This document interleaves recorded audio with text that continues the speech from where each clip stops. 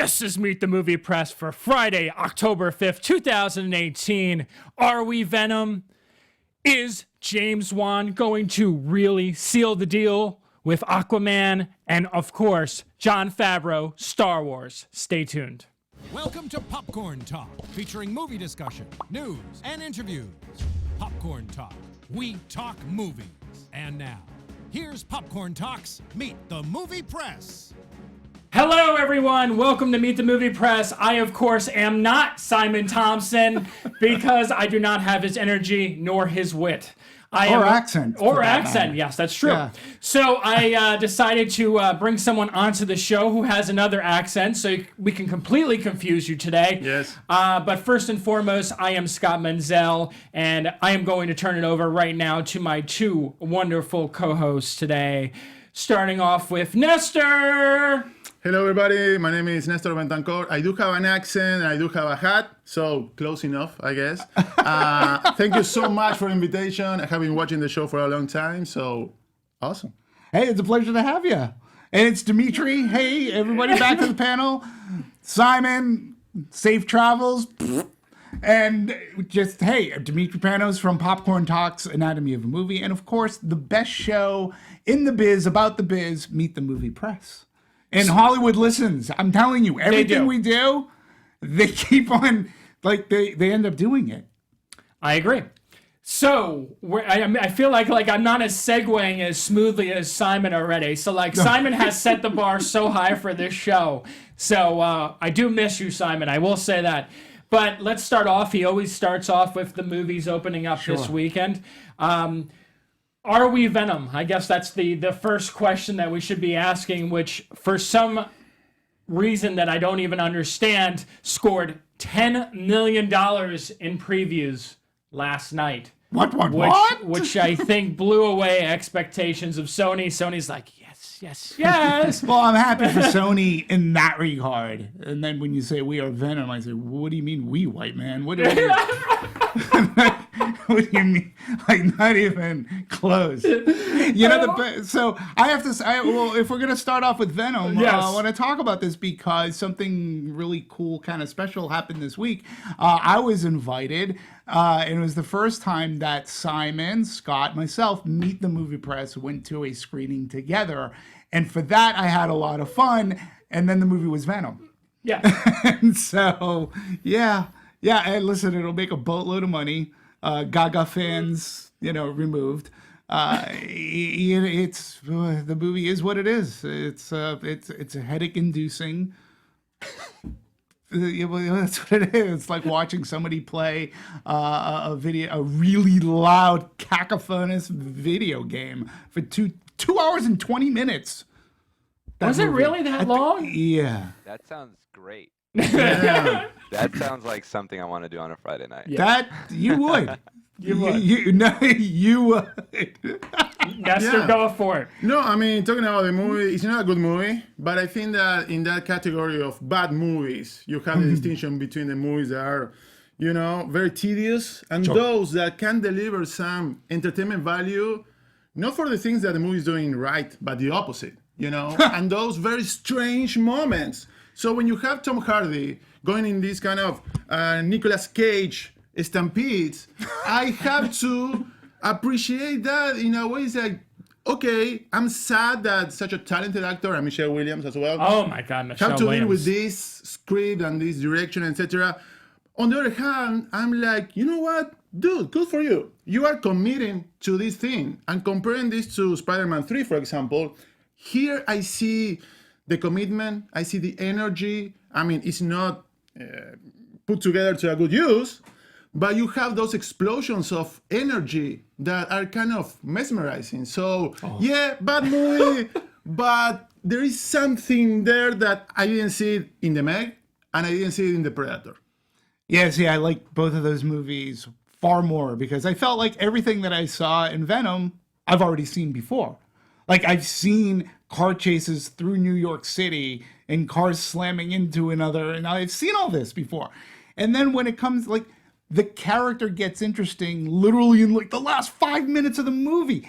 Had that happened halfway through the movie, then it would have been like, okay, now I understand this. But throughout the whole movie, I'm like going, what the hell is going on here? Yeah. To Nestor's point, you know, I wanted to be one of those people who said, this is such a bad movie, but it's good at the same time. But I think the problem is, when I looked at the amount of talent that was involved in this film, Riz Ahmed, Tom Hardy, Michelle Williams, after a while, it stopped being entertaining for me. Because I'm like, this is just wasted talent. And this is by far, in my opinion, the worst I've ever seen any of those actors. And people talk, and I leaned over to Demetri during the screening, people slammed Jesse Eisenberg being cast in Batman v Superman. But my God, Riz Ahmed in this role, completely out of place. Jenny Slate, completely out of place. Like, that is like some of the worst casting I've ever seen in my life. Yeah. I mean, I don't. It's not a problem of casting for me. It's just a very bad dialogue and kind of a paycheck role. You know, there is nothing for you to do there. So I walk away thinking about the script and the 4 writers. Oh, if you go I if you go to the filmography of the 4 writers, you're gonna see a lot of bad movies, especially Sony bad movies like The Dark Tower, Fifth Wave. You have 50 Shades of Grey in there as well. Yeah. So, I mean, if the story is not there, it's very hard. And I think that Tom Hardy in particular, he had a lot of control in the movie, and he ran with his guts and instincts and trying to make something that was kind of insane and fun, and it ended up being very weird at times. The movie, like the last 20 minutes, like that fight scene, it just looked like the same exact CGI fighting each other. And it was, like I said, it was just headache inducing.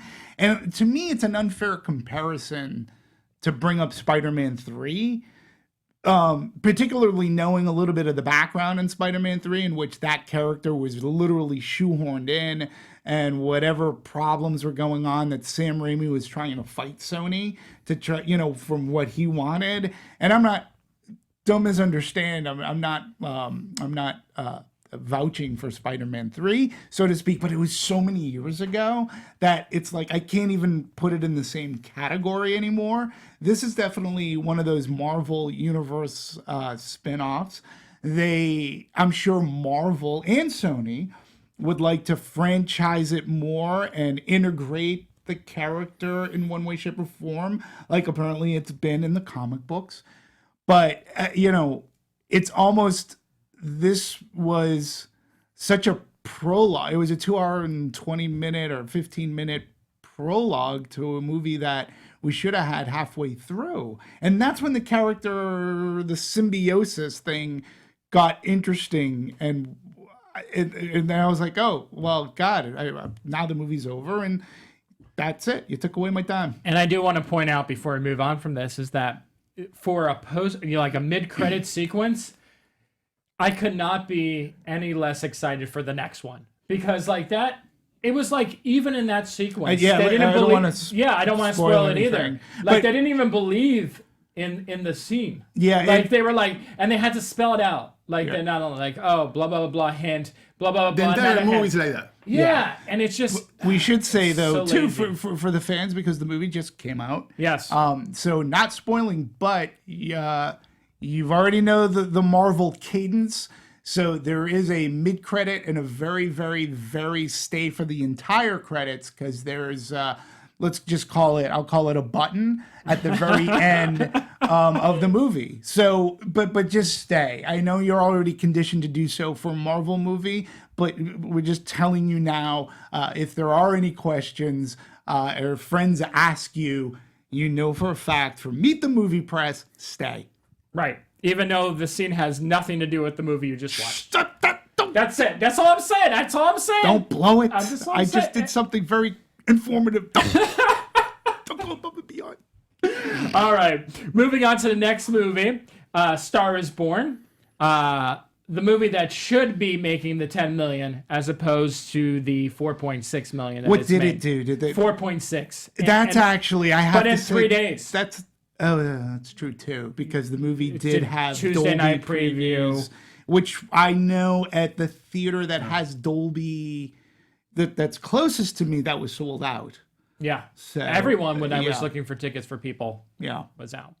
So I saw it at the AMC Prime, and it was amazing. The music, you feel it in your body. It's not just the ears, you know? So it is spectacular. Yeah, I'm seeing it on Sunday. 4,000,000. So they didn't have what it did like last night, but 4,000,000 3 days. It's during the week. Sure, it's not bad. 20 Not to bad. 30 million predicted for the weekend. Sounds about right. It could over-index. Yeah, I think so. I think it's going to build up momentum as the weekend goes And on. Star is Born is playing a different game than Venom. Venom Absolutely. has to make money now. Yeah. Star is Born is playing the long game. Yeah, it's playing the marathon for sure.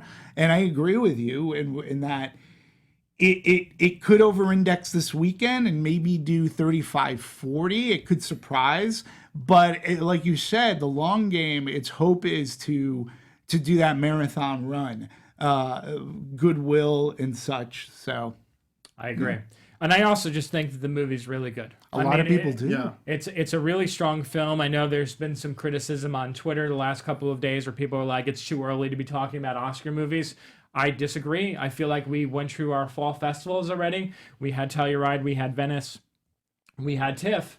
A lot of movies came out. There's about maybe 4 to 5 other ones like Vice that we'll be talking about a little bit that haven't come out yet. But Star is Born is one that's getting a lot of attention, and I can see this movie going places. Yeah, I mean, in particular, I love the first half of the film. I see some things in the second half that could be better, but you also have to take into account that they're starting to send everybody here in Hollywood the soundtrack. And when you are voting for a movie and you have the soundtrack playing in your car, you're going to remember about the movie. Yeah, yeah. and they definitely wanted to get nominated, obviously, for more than just Best Picture, Director, Actor. They wanted for music as well. Let me ask you this, since you both have seen it, and I'll be seeing it Sunday. Did you feel the length of the movie? Because you just mentioned you like the first half of the.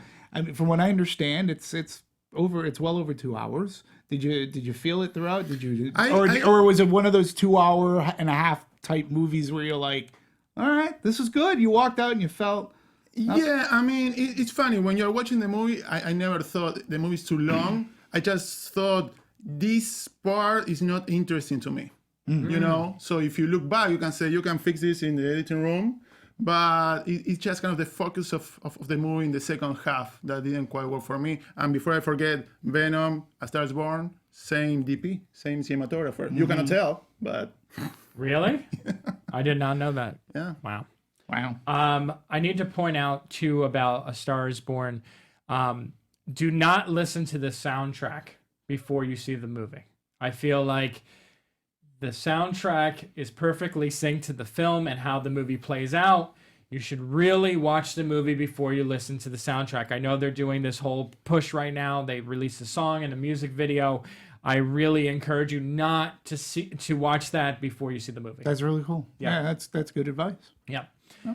So that's one more little thing. Since Simon doesn't do this very often, but I like to point out like a smaller film, which is not actually a smaller film, but one that's opening in limited release this week, but will be expanding wide. The Hate U Give, which I think is hands down one of the best films of the year. This is a movie that could promote change, invoke change, just a really hard-hitting film about all the things going on in our country right now. And I was just blown away by this movie. Nestor, you saw it. What did you think? Spectacular. My favorite movie of the year so far. And the movie kind of spoiled me because now I'm comparing all the other contenders to this film. And this film moves you so much. I was crying like a baby. And it's kind of the good cry. It's not like, oh, my dog is dying, you know? This is...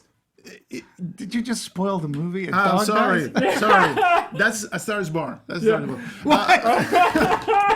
Damn you! That Who track invited you? in the soundtrack says, "Oh my doggy, I'm gonna miss you."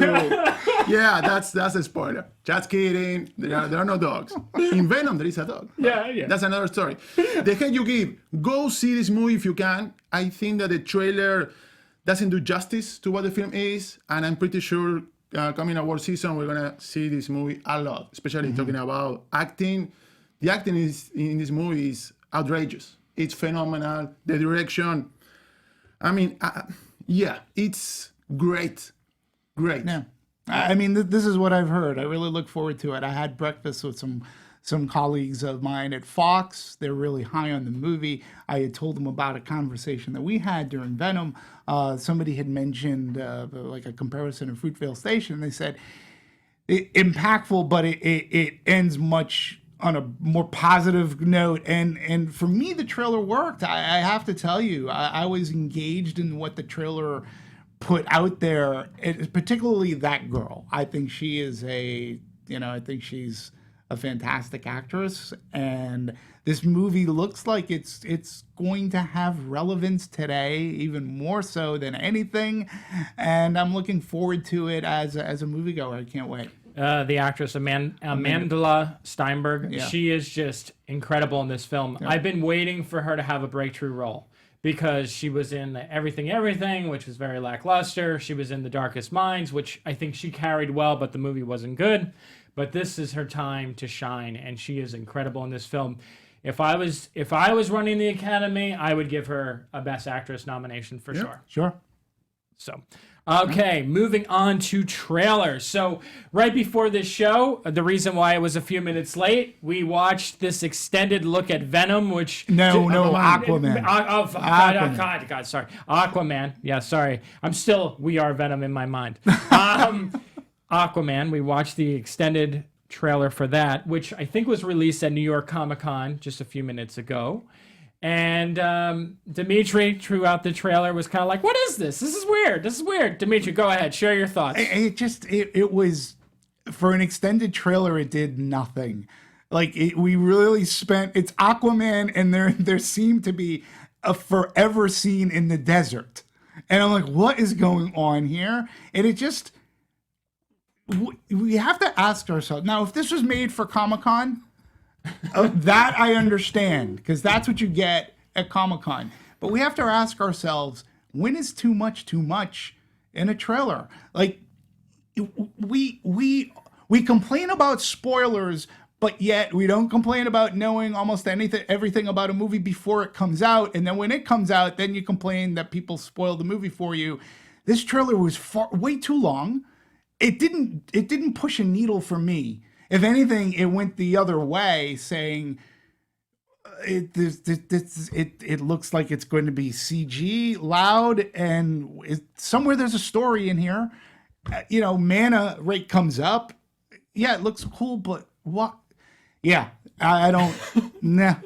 Yeah. I have to agree with that. And yeah, it's funny because for me, the weakest part of the first trailer was the whole desert part. And they are kind of expanding that, and we get to hear some of the dialogue and the jokes and everything start to sound very dumb, And there's a difference between fun and dumb. And I get that you have to have this Aquaman character, like a surfer dude. I don't care. All right, it is awesome. It is amazing. My man. I dig it. I love that. It's like you're Aquaman. There you go. Call me. But there's a difference between doing that and make it him look dumb and kind of stupid, So I'm started to get a little bit worried. Yeah. In James Wan, I trust. Same here. But yeah, I have to agree with you. I'm less excited and more concerned now. And this whole extended clip being released smells to me a little bit of, I don't want to say desperation from Warner Brothers, but they have to be concerned about that release date that for some reason they didn't want to change.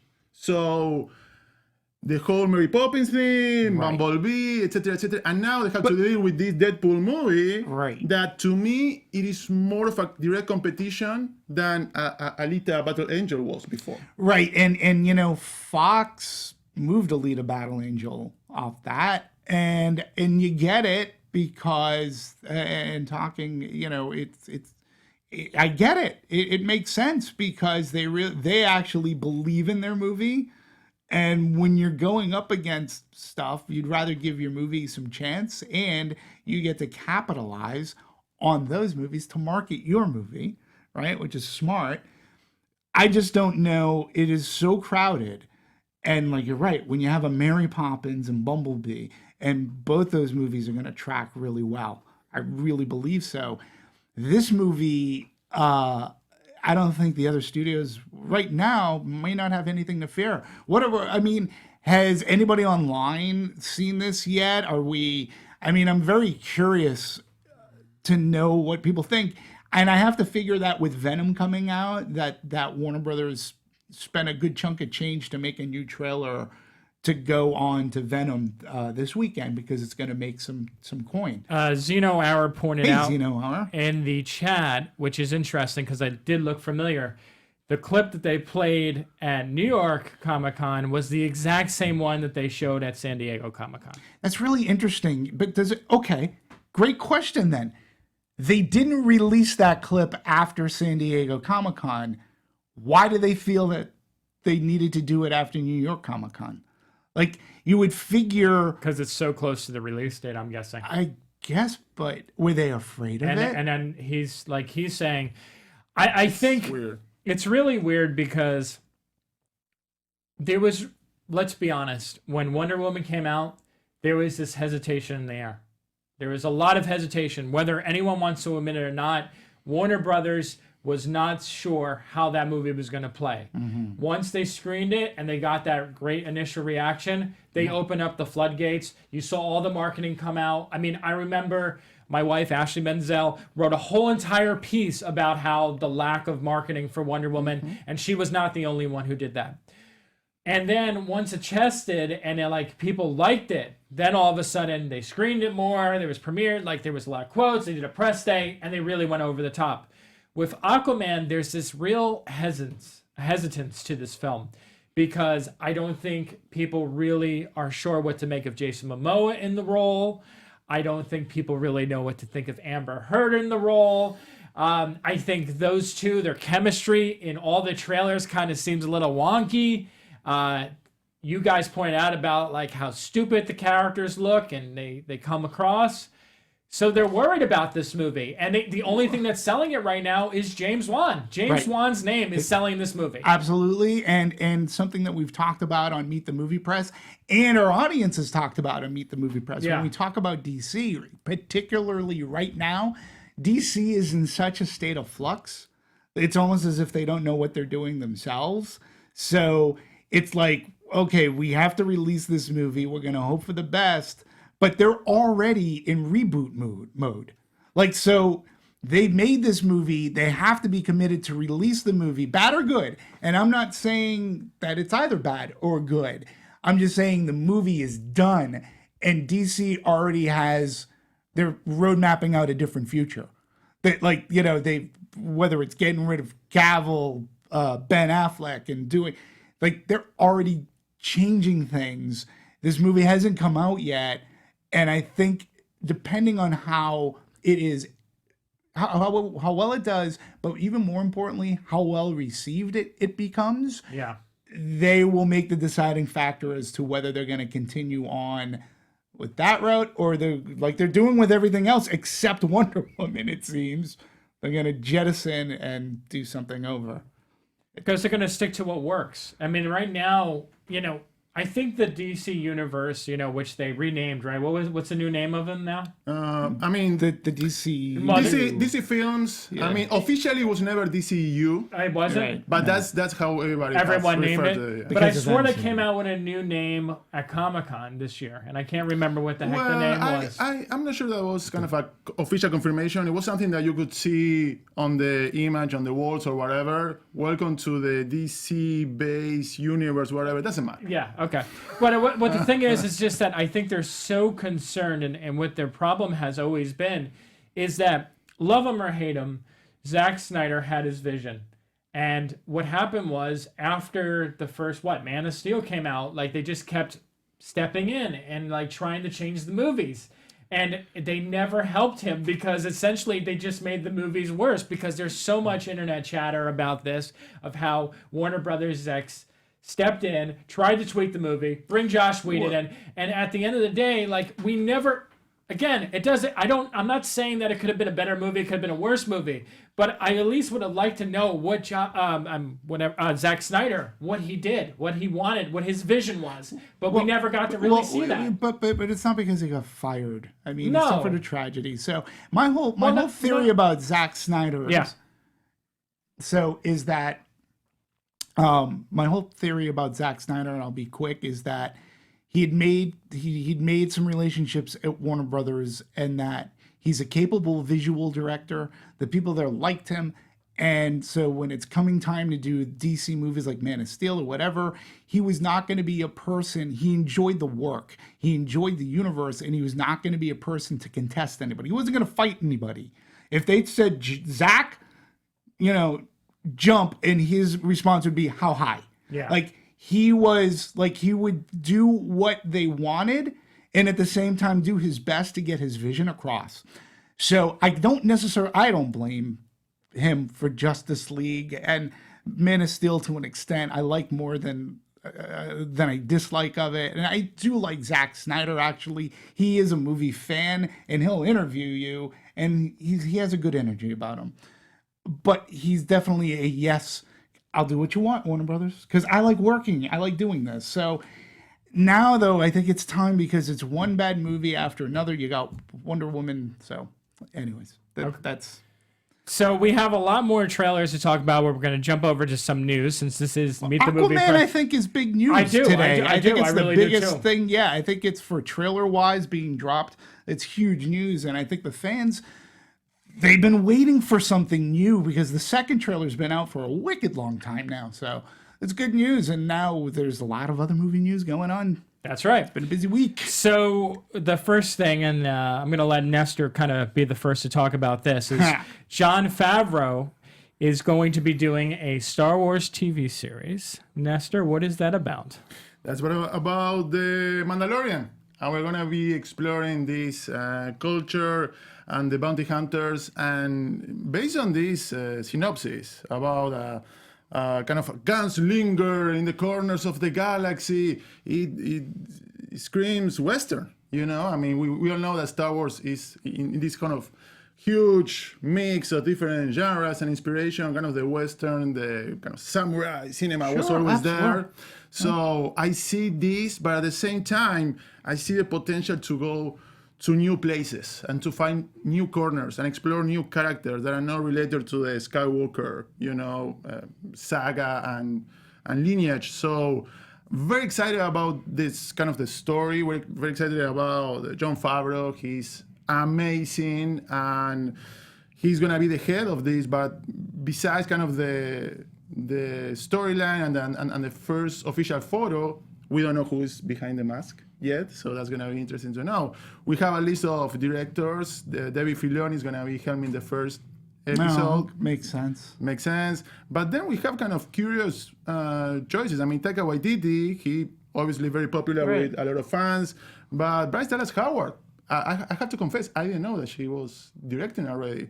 And then we have Deborah Chow, who did Jessica Jones and Better Call Saul episodes, and Dope director Rick Famuyiwa. I'm sorry, I always have issues with his last name. He was about to direct The Flash, among other people. So very excited about this. Very excited about the potential of this series that's going to be streaming the Disney streaming service. Some people is going to Disney Play. So let's see what happens. And I think that next to the news of Kathleen Kennedy being kind of, renewed for 3 more years. Not kind of. She was re-upped for 3 Yeah, years. She's but winning an award. She's winning some big award. Yeah. Don't go dissing Miss Kennedy. No, I'm not. But I mean, this is a smart thing to do when some part of the fandom is not that happy with that news. Yes. So you have this news that you have to be very excited about it. Yeah, I mean, it's to your point too. This isn't movie news; it's TV news. But there's a lot of what we would consider as movie talent becoming involved with this. So Disney obviously is still all in for Star Wars, and it makes sense to an extent that this is going to be on TV, albeit a streaming service that people will have to subscribe to. It's very fascinating. I think it's. I felt that with the last television show, Star Wars Rebels, which I loved to death. I really thought That show was better than Clone Wars as far as writing and characters went. And I really did, with that one character, I felt we got a great taste of Mandalore and what it was to be Mandalorian. And that's the great thing about those animated shows is they gave us different characters, different places, and the universe expanded. So it'll be interesting to see. Obviously, too, I'm sure they're going to tie it into Star Wars Land on Galaxy's Edge in one way, shape, or form at the theme parks. So, but there's a good talent behind this so far, and I think with Star Wars, people will sign up. I've been a member of the Disney Movie Club now for like the better part of a decade. I'm hoping that because I'm a movie club member, like I get a special offer to go, because I hate paying for more subscriptions. Gotta be honest. But I love the Disney movies, and all classic movies are going to be there too. So, yeah, I think it's good. I think it's interesting because we always talk about how Hollywood is listening. One of the things that we've talked about on this show in the past is how we need to step away from the traditional Star Wars stories and the same stuff. And it's funny because this TV show seems to be doing just that. It's going to be talking about a different side of this saga, of this world that we haven't seen before, and I think that's going to be a great thing and a smart thing for Disney to do. And if you've scrapped your Boba Fett movie, yes, now you have a place to tell a story, and you can make it a Western, and Boba Fett, beloved character who wasn't in the movies all that much, to be honest, and he sort of gets and he gets burped. He dies a silly death. Let's face it, he died by accident, more or less.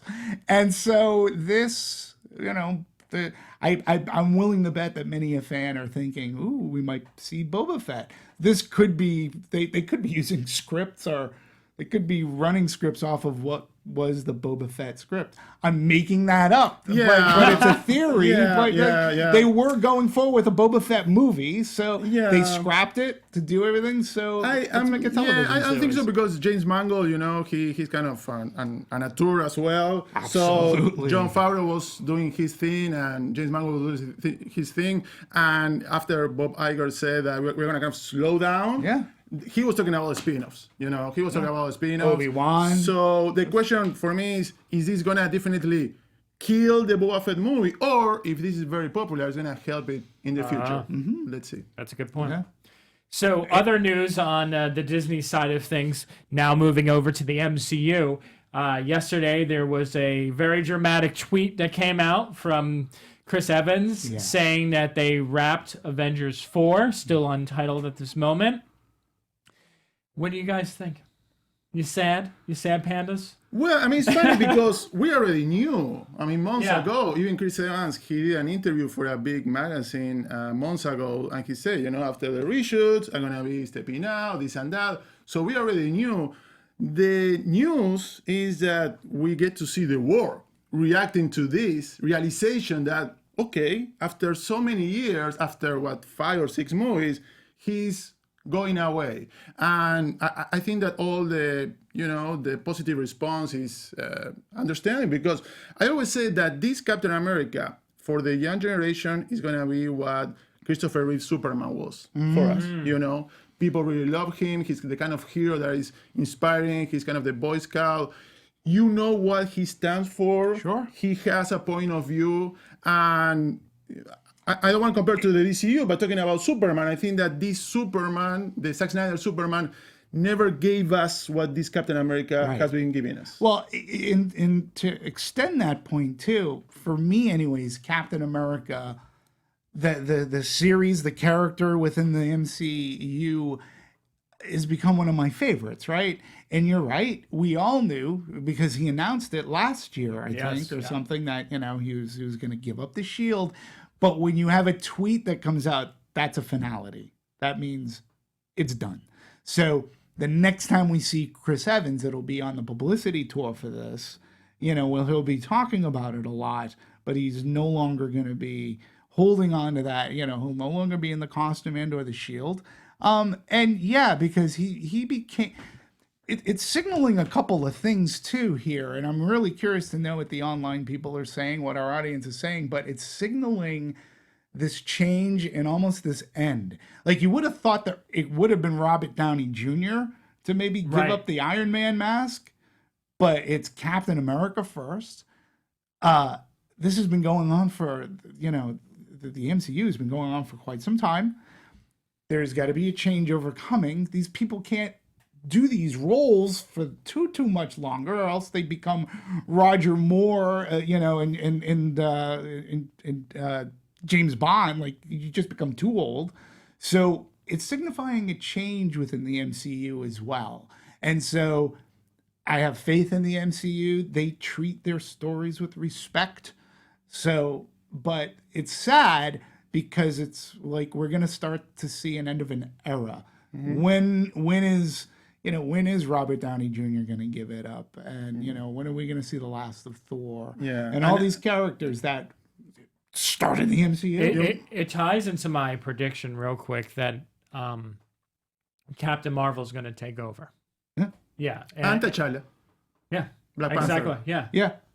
I think that it's going to be a nice passing of the torch. And Sky Patterson says Hey, Sky. in the chat, he said, ending Chris Evans, ending his time in the MCU as Captain America. He thinks it's going to be a great send off, and he can't wait to see Avengers 4. Same here. And I think a ton of people are, I think by advertising this, right, it's saying, okay, let's not focus on the whatever the hell happened at the end of the first Avengers movie here. Infinity so War. now Infinity War. So now we're going to have an emotional heft. That's going to be real heft. We know this is it. So the send off, I'm sure it'll be, Star Spangled Banner respect. Seriously. And briefly, I was lucky enough to go to the Avengers Infinity War premiere. And Robert Downey Jr., he gave a speech saying goodbye for like 15 minutes. So, I mean, saying goodbye to Chris Evans? To Tony Stark. Oh, wow. And saying goodbye to the MCU. I mean, so we know this is happening. Yeah. It's coming. Thanks, Sky. Anybody else have any? I'm sure. Zeno Sky Pattern also says thinks once Avengers 4 comes out in May 3rd, 2019, things are going to change, like we were just talking. I also think Zeno Hour said that he didn't confirm anything, but I think his contract is up, so we'll see. I'm pretty sure he kind of said like he's done with this, he's moving on. Yeah, and he'll do some other movies, and that's not saying, because it's the comic book world, nobody dies forever in comics. He might make a cameo or something, but it'll be interesting to see who they pass the baton to take over that mantle. And there's one of at least two characters, at least in the comic book universe, that have done that. So we'll see. That's what I'm saying. Then they can build off that. Absolutely. Sticking with Disney news, I'm just going to jump over to this real quick. News that came out that Disney's Lilo and Stitch is going to become a live-action movie. Shocker. It's like they just keep announcing these one after another without them even coming out yet. I know. It's so strange. It's like, they're filming Mulan right now in New Zealand. Aladdin, and now we got this, and it's kind of like, wait, like, shouldn't we wait to see how these do first? Slow it down a little bit. I know Cinderella made a ton of money. I know Beauty and the Beast made a lot of money, but God, like, come on, slow it down a little bit. Pete's Dragon was kind of a warning sign. And they're doing Lion King too. Oh my God, yeah. Lion King, Lion yes, King. yes. Yeah. Maleficent 2 has been announced, so they're coming. Yeah. It's just, I just feel like we talk about this all the time as well. It's like, slow down. Let us get excited for one of your projects. I know. Don't keep throwing another one down our throats right away. It's like, everyone's excited about this Mulan remake, all right? Like And this Lion King. And Lion King. I mean, and Aladdin, but Aladdin has some controversy around it. Come on, like, slow it down a little bit. I do have a little bit of, I guess this is sort of kind of insider-ish. When I was at a Liz Fair concert, she played at the Ace Hotel in New Orleans, and a person I was in line with actually worked for the company I work for. She works for MPC. She does special effects, right?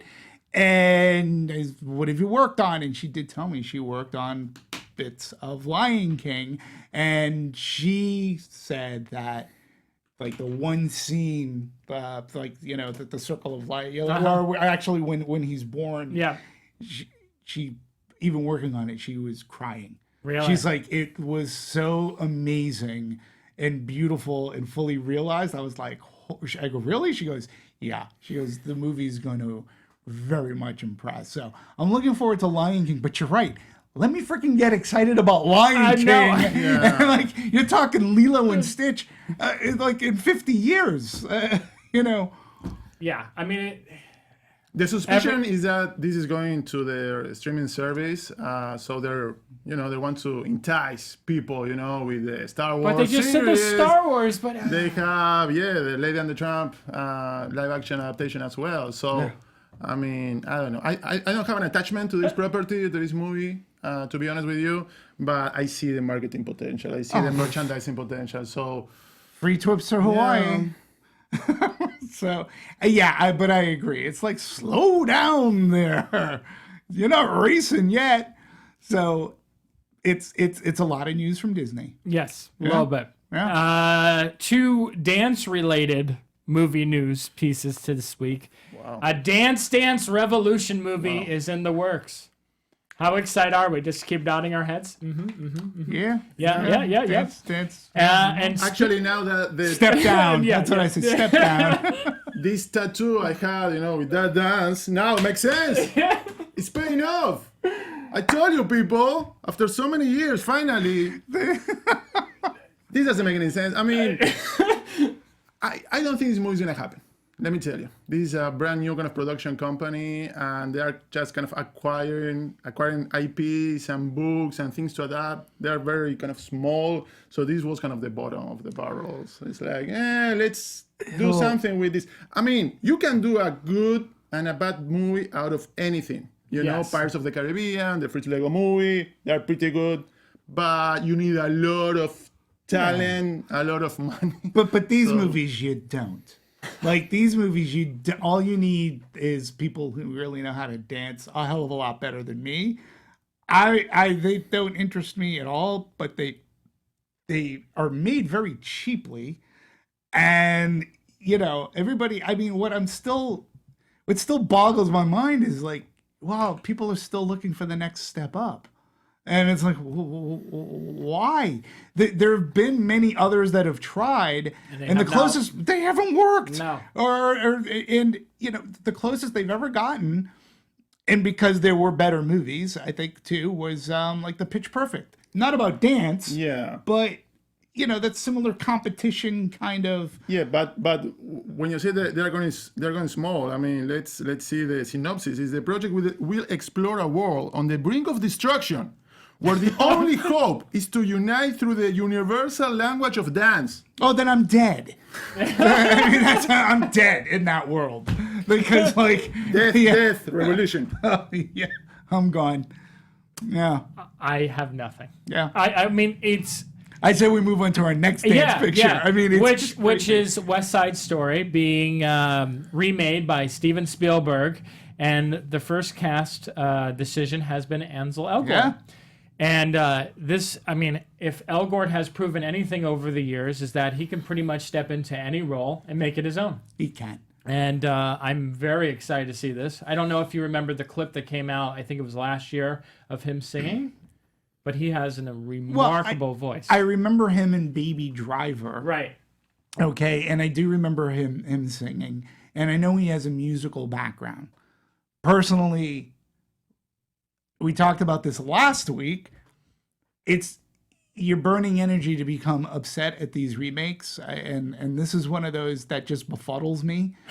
It really does, because the original has been on Turner Classic Movies, and you know what it did from an esoteric and from a musical standpoint, the type of story that it told from a cinematic way that Robert Wise put together. And I'm like wondering, does that work today? I know Spielberg has been itching to do a musical probably since 1941, because there are some huge choreographed dance fight sequences in that movie that are. I'm a fan of 1941. I don't claim that it's a great movie, but there are parts of that, like this dance fight scene, you cannot escape the choreography, the editing of these scenes. So I get it, what he wants to do, but you know, it's an Academy Award winning for all across the board, and I just why at this point? Why? I'm for Ansel Elgort. I think he's going to be great in it, but. Yeah. It's because movie musicals usually do well, and there's not that many of them. I mean, it's the one genre where there's not an oversaturation of. We get like maybe one or two a year if we're lucky, and that's it. And over the test of time now, they seem to be doing really well. I did not expect Mamma Mia 2 to do as well as it did. It did pretty well here. It did well overseas. I enjoyed it.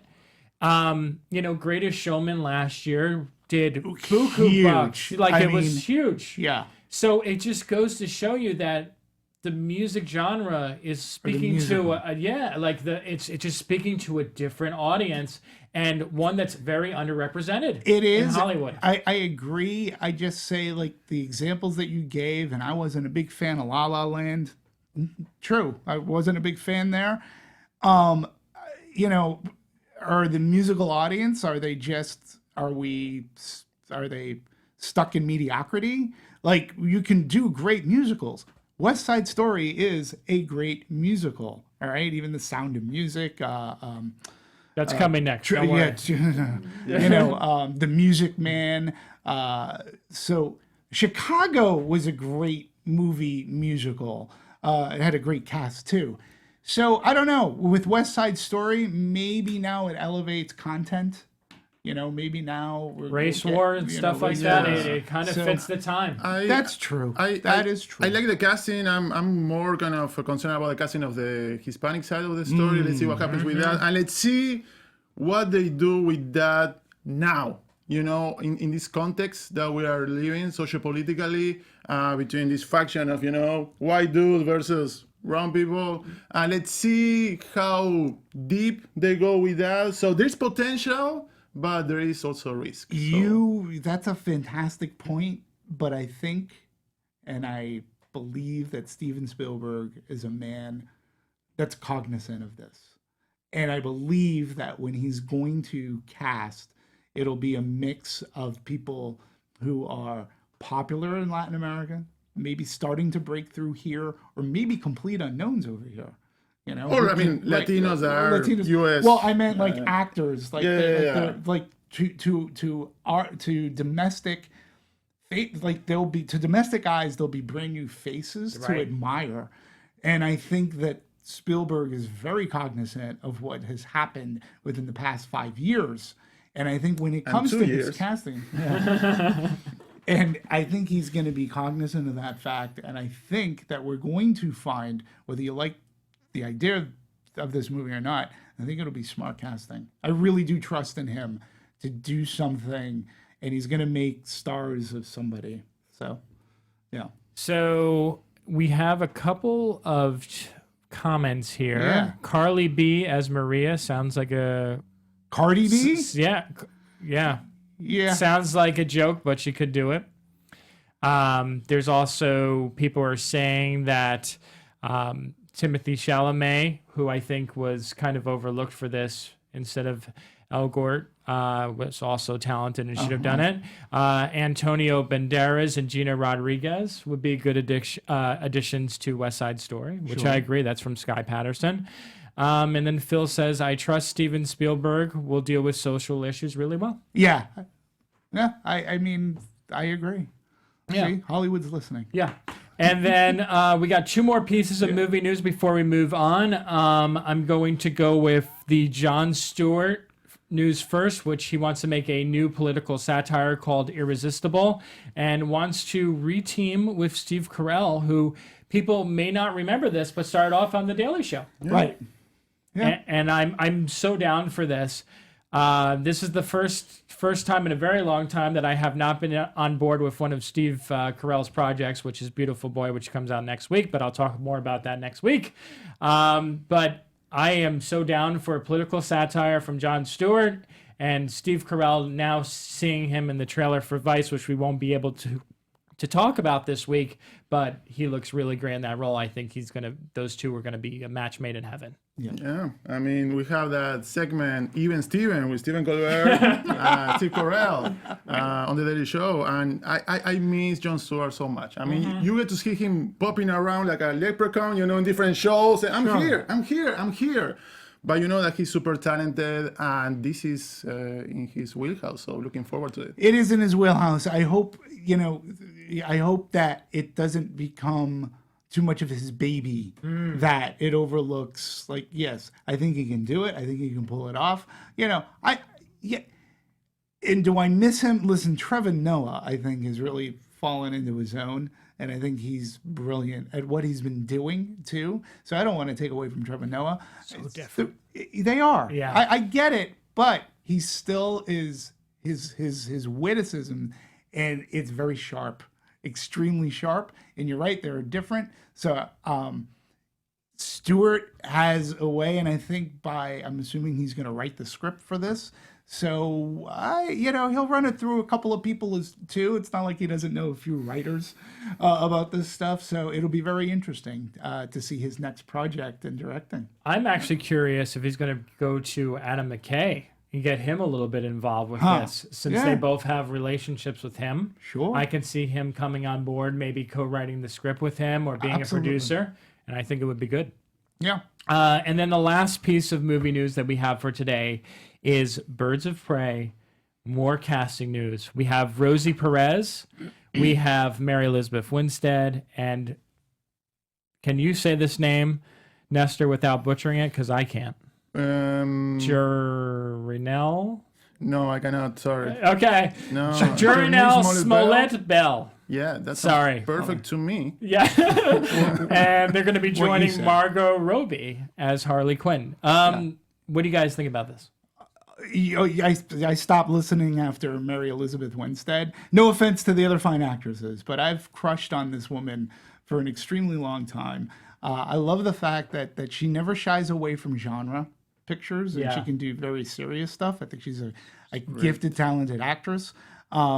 So whatever projects that she's going to choose, especially for Birds of Prey, this is something that, she needs. Like, a lot of movies that she has been in are like that close to being a hit, like huge, like a hit.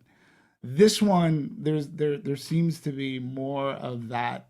Like, this could be it, even more so than The Thing, which I think is underappreciated. Even the Edgar Wright movie. Scott Pilgrim versus the World. Yeah. I mean, she's just a really good movie. Actress, and she does horror movies too. So she is not afraid to do the genre. She plays it well.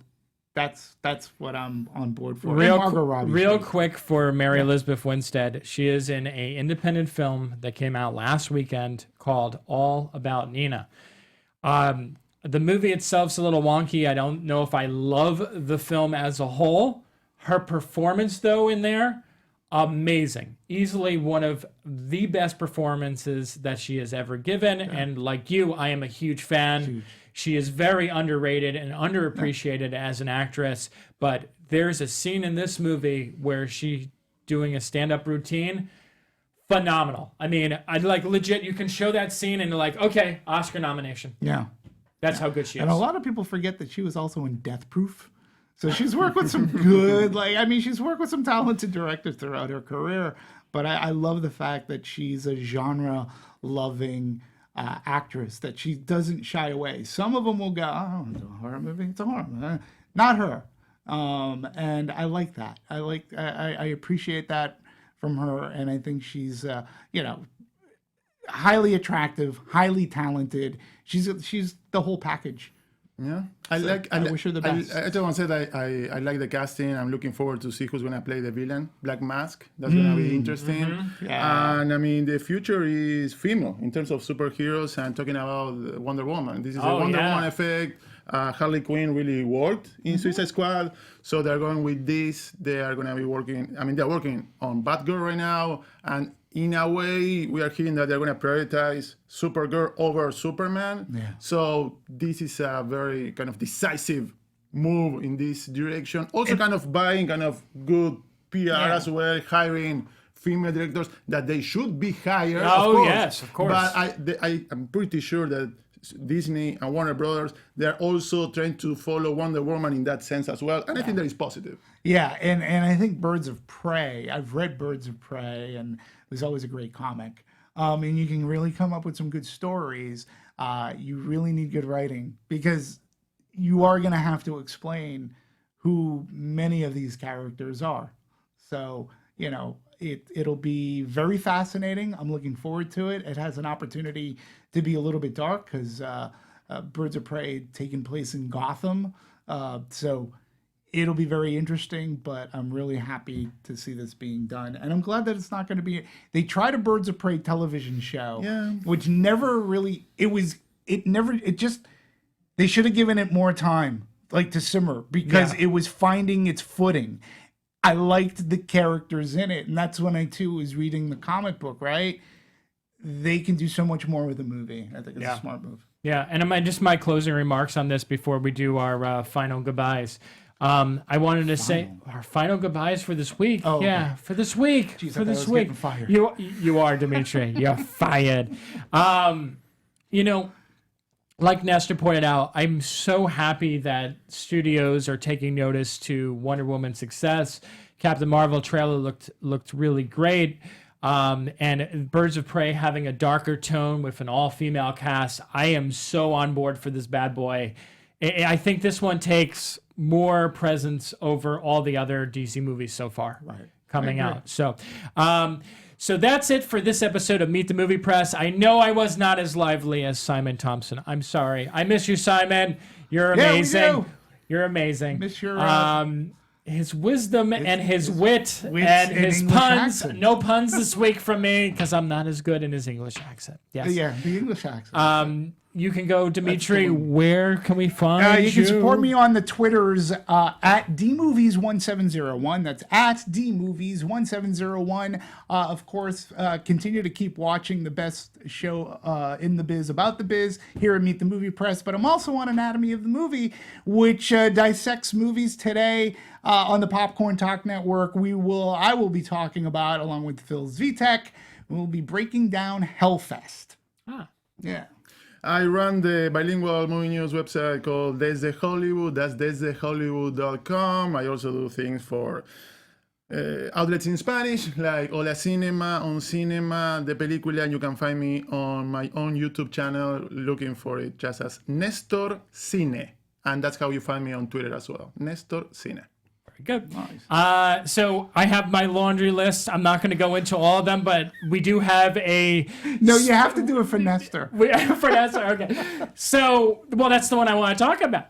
So today at 11 a.m., which is just in 45 minutes, you guys need to go over to LAOFCS Weekly, where we're going to have Miranda Bailey, the CEO of Cherry Picks, who's going to be on talking to us today.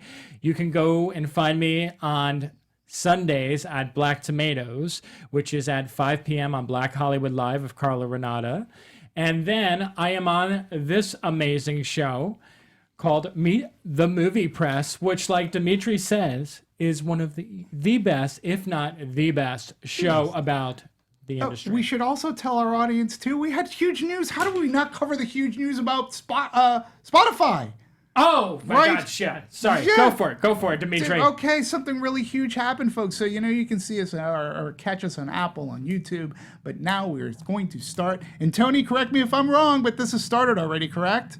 Our engineer, our brilliant engineer who listens. Yes, hello, can you hear me? Yeah. Hold on. All right, yeah, we are officially on Spotify. Oh, it's a little rough. Officially on Spotify. Granted, the audio does take about a week to upload, so definitely catch us on YouTube for the more immediate source. But yes, we are now on Spotify along with all the other platforms we were on beforehand. Spotify, folks. There you Spotify. go. We're I heard. Well, actually, I have it at no good authority whatsoever that the reason why SiriusXM bought Spotify is they knew that Meet the Movie Press was going to be coming on. That makes sense to me. It makes no sense to me because I made it up, but it's a good story. Just go with it because that is the fake news you could actually use and tell people. There you go. Well, thank you guys for watching. Next week, Demetri will be in this chair. I'll be over there. We're playing musical chairs. So, see you next week. Bye. From producers Maria Menounos, Kevin Undergaro, Phil Svitek, and the entire Popcorn Talk Network, we would like to thank you for tuning in. For questions or comments, be sure to visit popcorntalk.com. I'm Sir Richard Wentworth, and this has been a presentation of the Popcorn Talk Network. The views expressed herein are those of the hosts only and do not necessarily reflect the views of its owners or principals.